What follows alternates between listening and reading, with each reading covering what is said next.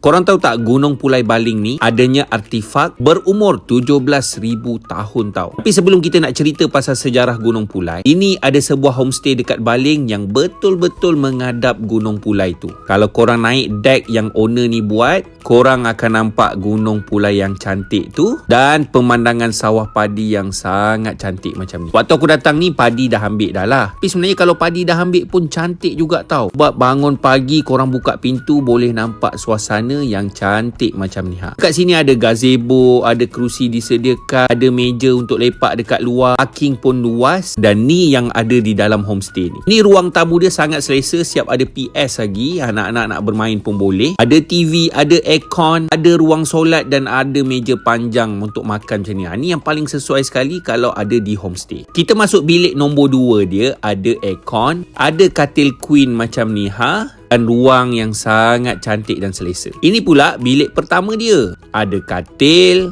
adanya bilik air, ada aircon, ada penyangkut baju dan sangat selesa. Tengok bilik air pun cukup dengan water heater semua. Lepas tu untuk iron baju ni, dia siap ada tempat iron baju khas tau macam ni Kemudian bilik nombor 3, ada aircon, ada katil. Dan bilik nombor 4 ada katil single pula tu. Berdekatan dengan dapur yang cukup lengkap semua ni. Masak nasi, nak masak, ada microwave, ada kowe, ada peti ais dan juga ada bilik air belakang macam ni Menarik dia, view belakang homestay ni boleh tengok keindahan Gunung Pulai dan juga sawah padi yang terbentang luas ni. Siapa nak tahu berapa harga nak menginap dekat homestay ni? Korang komen dekat bawah, Paddy Stay.